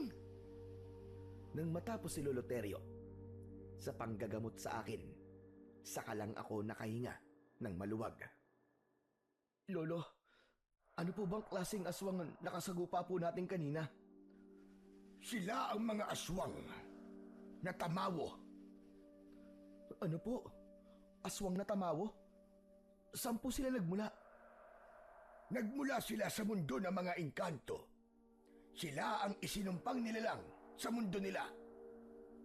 Paano po silang nakalabas po sa mundo nila? Kumukuha sila ng buhay bilang kapalit. Sila rin ang mga aswang na pumatay sa mga magulang ninyo ni Emilio bilang alay sa paglabas nila sa mundo nila. Mapanganib sila dahil balak nilang palitan ng mga tao sa mundo natin. Nagpaparami sila ng lahi para gamitin laban sa atin. Kaya kung mapapansin mo, sa lugar na pinuntaan natin, lahat ng mga babaeng nakatira sa baryong yon ay buntis. Ano po? Kung ganun po, lahat po ng mga babae sa lugar na yon ay mga tamawo. At lahat po sila ay mga aswang. Nakuha mo! Kaya nga matagal ko na silang minamatyagan sa baryong yon. Ang mga payong na ginagawa ko at ibinibenta sa kanila ay may kasamang lason. Sa oras na mabuksan nila yon, masusunog sila dahil sa amoy ng bawang. Ang ibig niyo pong sabihin, pagkukunwari lang po ang pagdala niyo ng payong sa kanila? Oo, para malaya ko silang malapitan at mapatay. Ang mga tamawo ay takot sa ulan. Kaya naisip ko na payong rin ang gagamitin kong kasangkapan para masaktan sila. Yun ang mabisang paraan upang mabawasan ang kanilang puwersa nang hindi nila namamalayan. Bakit po, Lolo? Sino po ba talaga kayo? Isa kong manunugis ng aswang, Apo. Kaya tuwing gabi, umaalis ako para protektahan ang mga tao. Nagkamali po pala talaga ako ng pag-aakala sa inyo, Lolo Terio. Huwag mo nang isipin niyo na po. Ang mahalaga, mapatay ang mga aswang bago pa sila dumami. Pati po ba talaga ang mga buntis? Kailangan niyo pong patayin. Kawawa naman po ang sanggol nila. Hindi ka dapat maawa sa mga sanggol, Rigor. Dahil aswang din sila, napapatay ng tao para sila naman ang mabuhay. Kapag hinayaan natin sila, tayo naman ang papatayin nila. Lalo pa ngayon, nalagasan sila ng mga kasamahan. Hindi magtatagal, hahanapin nila tayo. Kapag nagkataon, malalaman nila kung sino ako. Mapapahamak ang lahat ng taga rito. Nang mga sandaling yon, naramdaman ko ang matinding takot. Lalo na nang makita ko ang pag-aalala sa muka ni Lolo Terio. Sa palagay ko, panahon na para ipasa sa iyo ang sandatang ito, Rigor. Isa itong agimat na payong na kayang tapatan ang lakas ng mga aswang na tamawo. Teka, bakit niyo po ipapasa sa akin ang payong? Nakita mo naman kanina, di ba? Masyado na akong mahina para lumaban sa kanila. Hindi ko na kayang sabayan pa ang kanilang lakas. At kung nagkamali ako kanina, baka pati ikaw ay hindi ko na nailigtas at napahama ka pa, Apo. Kailangan ko ang tulong mo. Sa tingin ko, mas malakas na ngayon ang puwersa nila. Pero bakit po ako? Dahil ikaw lang ang nakita kong karapat-dapat na gumamit nito. May kakayahan kang lumaban sa kanila dahil marunong ka nang makipaglaban gamit ang payong. Isa pa, malakas pa ang katawan mo. Wala na akong ibang maaasahan, kundi ikaw, Apo. Pero Lo, wala po akong sapat na kaalaman pagdating po sa pakikipaglaban. Kapag hawak mo na ang agimat na payong, bawat sandali na mahawakan mo ang kanyang hawakan, magkakaroon ka ng kasanayan. Unti-unti kang matututo, kaya huwag kang mag-alala. Pero paano po? Sasabayan mo lang ang paggalaw ng payong sa ere. Kapag gamit mo ito, kagaya mo, ganyan din ang naramdaman ko nung una kong Maawa ka nito at matanggap. Hindi nagtagal, nasanay din akong gamitin ang payong sa pakikipaglaban. Pero Lolo Terio, Sinabi ko na nga sa iyo, huwag kang mag-alala. Dahil kasama mo ako, Apo, sa laban na ito. sigurado po ba kayong kaya kong gamitin to? Kaya kong makipaglaban sa mga aswang na tamawo? Oo naman. Malaki ang tiwala ko sa iyo, Apo. Kesa naman ako lumaban sa kanila. Nakita mo naman, di ba? Muntik na akong matalo ng aswang. Sige na nga po. Tutulungan ko po kayo. Patawarin mo ko, Apo. Kung hindi ko kagad ipinagtapat sa inyo ang buong katotohanan, hinayaan kita na aswang ang tingin mo sa akin. Hindi na sana nagkasakit ng orasyon na sanib ang Kuya Emilio mo. Paano po si Kuya Emilio? Hanggang ngayon po, aswang pa rin po ang tingin niya sa inyo. Magkakaroon din ako ng pagkakataong ipagtapat sa kanya ang buong katotohanan. Basta't tulungan mo lamang ako na mailigtas ang pinsan mo at ang mga tao sa baryong ito. Gagaling pa po ba si Kuya Emilio, Lolo Terio? Oo naman, sa tulong ng dugo ng aswang na nakadikit sa talim ng hawakan ng payong. Ang talim na ito ay kontra sa orasyon ng aswang. Kung ganun, gamutin na po natin siya. Hinaplos ni Lolo Terio ang dugo sa talim ng hawakan ng payong. Pinagmasdan niya yon sa kanyang daliri. Pagkatapos ay nagtungo kami sa silid ni Kuya Emilio. Lolo, ano pong gagawin niyo sa dugo ng aswang? Magsasagawa tayo ng ritual. Ang dugo ang gagamitin ko para tanggalin ang sanib sa katawan ni Emilio. Sa pamamagitan nito, mapapalaya ko siya sa itim na kapangyarihan ng mga aswang na tamawo. Bakit po nagkaroon ng sanib na orasyon si Kuya Emilio? Dahil masama ang ugali ng pinsan mo. Ang tao na merong maitim na budi at walang galang sa matanda ang madaling kapitan ng kanilang orasyon. Kaya kapag tumagal pa siya sa ganyang kalagayan, magiging aswang na rin siya, kagaya ng mga tamawo. Habang nag-uusap kami, ay nilapitan namin ang nakasaradong silid ni Kuya Emilio. Pagbukas ko sa pinto, nagulat kami sa tumambad sa aming paningin. Mabuti naman at dumating na kayo. Sa wakas, mapapatay ko na kayo. Lolo, nakakapagsalita na po si Kuya Emilio pero bakit po siya nagkakaganyan? Hindi na siya si Emilio Rigor. Ang kausap natin ay ang pinuno ng mga aswang. Ginamit niya ang katawan ni Emilio para pagbantaan tayo. Magbabayad kayo. Hindi magtatagal. Mahanap ko na ang tirahan ninyo. Tumigil ka! Mahanap mo man ang tirahan namin. Sisiguraduhin kong mababawi ko ang apo ko sa'yo. Wala ka nang magagawa sa akin. Sa akin na siya. Sa akin lang ang katawan ng walang kwenta mong apo. Nagkakamali ka. Kahit sino o ano pa siya, apo ko pa rin siya. Mahal ko siya, kaya hindi ko hahayaan na magtagumpay ka.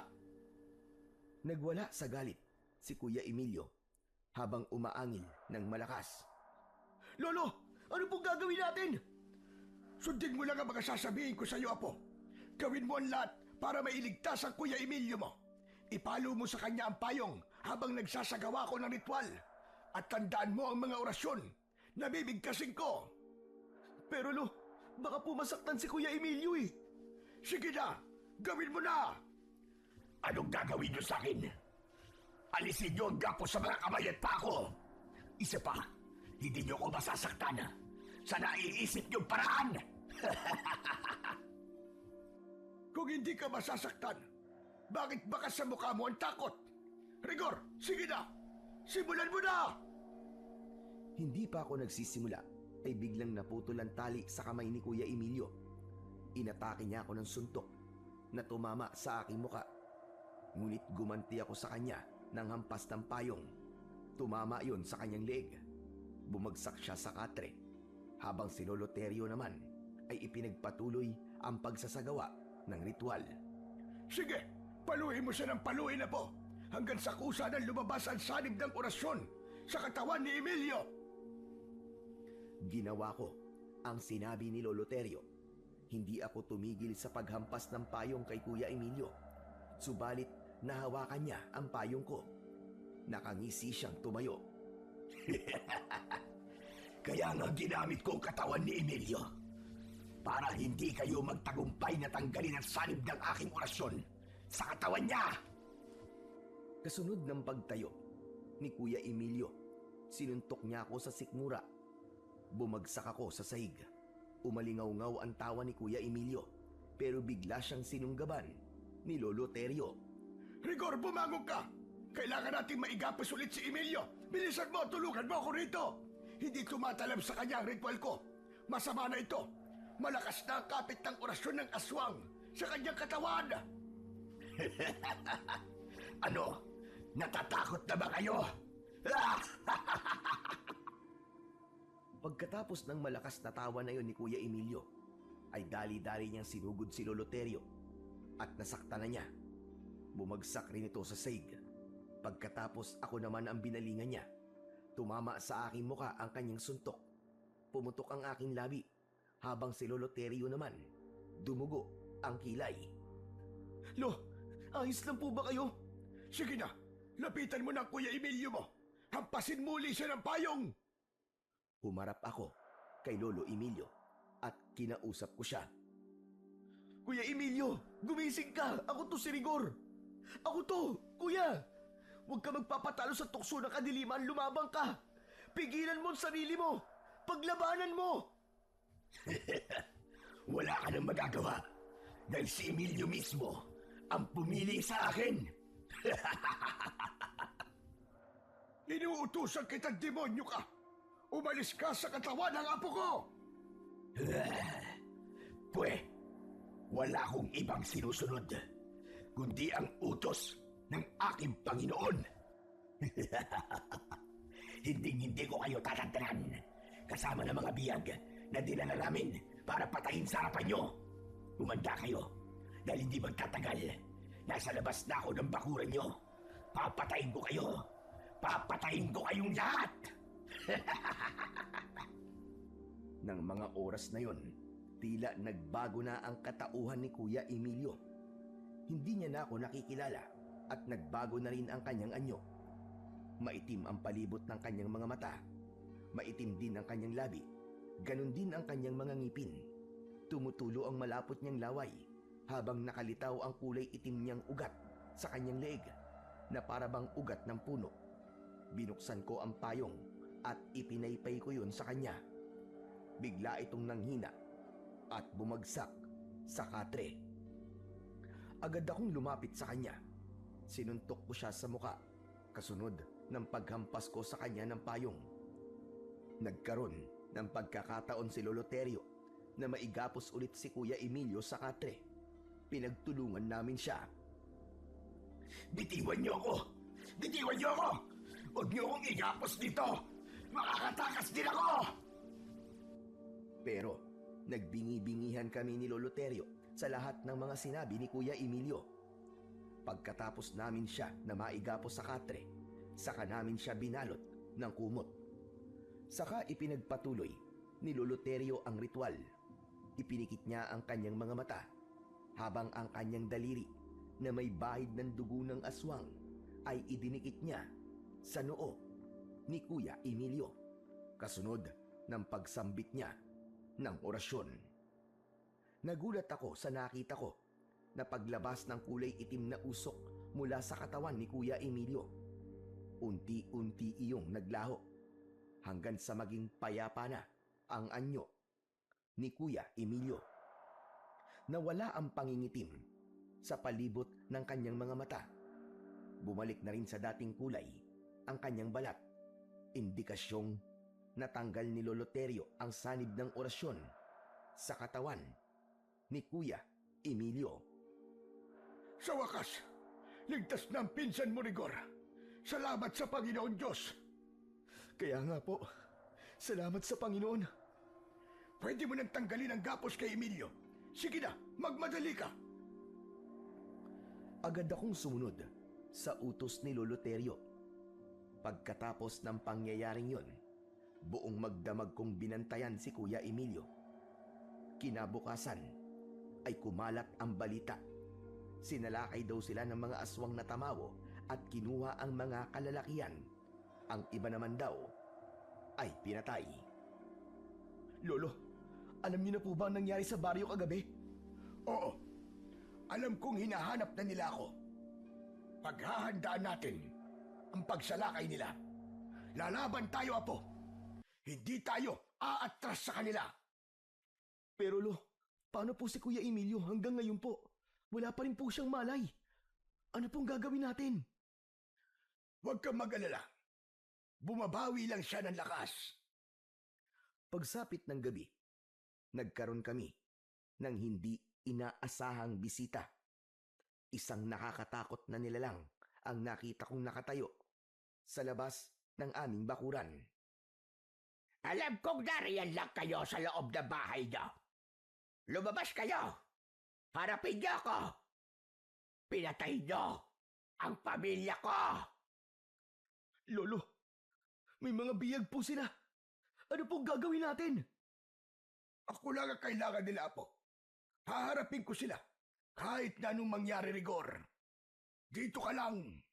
Bantayan mo ang Kuya Emilio mo. Nagkakaintindihan ba tayo? Pero Lo, wag po. Wag po kayong lumabas. Ginagamit lang po niyang panakot ang mga biyag para magpakita po kayo. Ang mabuti pa Lo, ako na lang. Ako na lang po ang haharap sa kanila. Hindi sila nagbibiro, Apo. Papatayin nila ang mga biyag kapag hindi ako lumabas. Ano? Hindi ka pa rin ba magpapakita sa akin, ha, Teryo? Harapin mo ako. Maglaban tayong dalawa. Lumabas ka riyan! Bumundol ang kaba sa aking dibdib. Nang tuluyan ng lumabas ng bahay si Lolo Terio, sumilip ako sa siwang ng bintana habang mahigpit kong hawak ang payong. Nanlaki ang mga mata ko nang makita ko ang isang hanay ng mga aswang na tamawo. Bawat isa sa kanila ay may hawak na bihag. Lahat sila ay nakikiusap na sila ay iligtas. Huwag mo nang idamay ang mga walang kasalanan sa inyo. Ako ang harapin mo, Maruha. Wala silang kinalaman sa away natin. Bakit? May kinalaman ba ang apo ko sa away nating dalawa?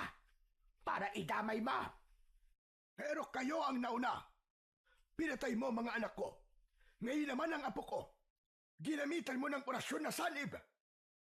Nararapat lang yon sa walang galang na tao at masama ang pag-uugali. Magpasalamat ka nga at hindi ko siya kagad tinuluyan. Pinahirapan ko muna siya. Wala nang sanib ng orasyon mo sa katawan niya. Kaya tayong dalawa naman ang magsusukatan ng lakas ng kapangyarihan. Hinahamon mo ba ako, Haterio? Kung alam ko lang na ikaw ang pumatay sa mga kasama ko, sana noon pa, kinatay na kita. Bakit? Natanggap ba nila ang regalo kong payong? Nasunog ba sila sa amoy ng bawang? Kung ganon, hayop ka. Ikaw nga ang may gawa nun. Ikaw nga ang pumatay sa kanila. Tumawa ng malakas si Lolo Terio. Inasar niya si Lola Maruha. Bumakas naman ang galit sa mukha ng pinuno ng mga aswang. Sumenyas ito sa mga alagad at sabay-sabay nilang kinagat sa liig ang mga biyag. Dala ng pag-aalala ko, tumalon kagad ako palabas sa bintana at agad na sumugod sa mga kalaban. Nilapitan ko ang mga aswang na tamawo. Binuksan ko ang payong at yun ang ginamit kong pananggalang laban sa mga kuko ng mga aswang. Kaya marami akong nailigtas na biyag. Ang talim mula sa hawakan ng payong ang ginamit ko na pansaksak sa mga kalaban ko. Mga hayop kayo! Tikman nyo ngayon ang lupit ng ganti ko! Bawat pagwasiwas ko ng talim sa ere, tumatama yon sa katawan ng mga aswang. Bumabagsak ang mga ito sa lupa, habang si Lolo Terio naman ay abala na rin sa pakikipaglaban. Sige, mga alagad! Patayin silang lahat! Wala kayong paliligtasin! Nakita kong bumagsak sa lupa si Lolo Terio. Lolo, bumangon ka! Lumaban ka! Huwag kang susuko! Sa muli kong paglingon sa kinaroroonan ni Lola Marua, mabilis siyang nakalapit sa akin sa pamamagitan ng pagtalon. Sinakal niya ako sa leeg at pilit na inaagaw ang hawak kong payong. Ibigay mo sa akin yan! Akin na sandatang yan! Sige, hawakan mo! Kunin mo! Sayong-sayo na! Aray! Aray ko! Bakit mainit? Ano ito? Anong meron sa payong na ito? O ano? Napaso ka, no? Tanga! Hindi mo mahawakan yan! Kampun ka kasi ng kadiliman! Umikot ako at siniko ko ang kanyang muka. Nabitiwan niya ang braso ko, sabay sipa ko sa kanyang sikmura. Kasunod ng pagsaksak ko ng dulo ng payong sa kanyang dibdib. Pinaikot-ikot ko pa yon at pinagdiinan ng gusto hanggang sa bumulwak ang dugo mula sa kanyang sugat. Pagbunot ko, sinundan ko pa yon ng pagtarak ng talim ng payong sa kanyang leeg. Nagkikisay siyang umatras papalayo sa akin habang pigil ng kanyang palad ang bumubulwak na dugo mula sa kanyang mga sugat. Hayop kang demonyo kang matandang aswang ka! Unti-unti kang mamamatay at mauubusan ng dugo. May lasom din ang langis na inilagay sa dulo ng payong, kaya mararanasan mo ang sakit na naramdaman ng mga biktima mo. Ngayon naman, pagmasdan mo rin kung paano ko uubusin ang mga alagad mo sa harapan mo! Sa kabila ng walang tigil na pag-agos ng dugo sa leeg ng aswang na si Lola Marua, nagawa niya akong sakalin. Maigpit na maigpit hanggang sa hindi na ako makahinga. Ang hindi niya alam, dahan-dahan ko nang hinugot ang hawakan ng payong at ubod lakas ko yung itinarak sa kanyang sintido. Mamatay ka na! Hindi! Hindi maaari! Mula sa aking harapan, nasunog at sumabog ang kanyang katawan. Kumalat ang kanyang abo sa lupa. Ganon din ang mga alagad niya na pinatay lahat ni Lolo Terio. Habol ang hininga na napatingin kami sa paligid. Ang mga bihag kanina na kinagat ng mga aswang ay ginamot namin ni Lolo. Sobra silang nagpapasalamat sa aming ginawang pagliligtas sa kanilang buhay. Nang mga sandaling yon, wala kaming kaalam-alam na ang lahat ng yon ay nasaksihan pala ni Kuya Emilio. Pagdating namin sa gawin niya, ay napansin namin ang luha sa kanyang mga mata. Nagkatinginan kami ni Lolo Terio. Kuya Emilio, kumusta na ang pakiramdam mo? Ayos na ako, Rigor. Ayos na. Hindi lumapit si Lolo Terio, pero si Kuya Emilio, lumapit siya kay Lolo Terio bilang pagpapakita ng kababaang loob. Lo, patawarin niyo po ako. Masyado po ako nagpadala sa galit. Hindi ko po naisip ang nararamdaman niyo. Patawarin niyo po ako, Lo. Nagkamali ako sa panghuhusga sa inyo.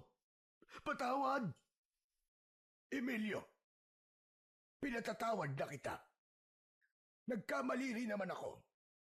Patawarin mo rin ako sa aking mga nagawang kasalanan. Hinayaan kong isipin niyo na aswang ako.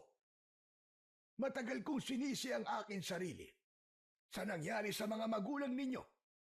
Kaya bilang parusa ko sa sarili ko, tinanggap ko ang galit mo, Emilio. Para kahit papano, mapagbayaran ko ang kasalanan ko sa inyo dahil hindi ko nagawang mailigtas ang inyong mga magulang. Saka ko lamang din naintindihan kung bakit hindi nagpaliwanag sa amin si Lolo Terio. Yun ang paraan niya para mabawasan ang sakit ng pagkawala ng kanyang mga anak. Naunawaan ni Kuya Emilio ang kanyang pagkakamali at pinagsisihan ang nagawang kasalanan. Sa kasalukuyan po, isa na siyang pari At ako naman po ay isang pulis na nakadistino dito sa Maynila. Hanggang dito na lang po ang sulat ko. Maraming salamat po sa inyong pakikinig. Sa kwento pong ating napakinggan ay nagpapatunay lamang na ang anumang paglilihim ng sikreto ay may kaakibat na panganib at maaari itong maging mitya ng kaguluhan kapag hindi napigil. At maaari din itong gamitin ng kasamaan upang ikaw ay sakupin. Ang init ng ulo at pag-iiganti ay kailanman walang maidudulot na mabuti. Bagkus ay lalo lamang nagpapabigat sa sugat na nasa ating puso. Ngunit sa kabila ng lahat, nananatiling totoo na mas matimbang ang dugo kaysa tubig. At ang pagmamahal sa pamilya ang siyang patuloy na nangingibabaw. Kaya't sa bawat pagsubok, piliin nating maging mabuting tao, umiwas sa alitan at paliwigin ang pagmamahal at pananampalataya sa poong may kapal, sapagkat dito nagmumula ang tunay na lakas at kapayapaan.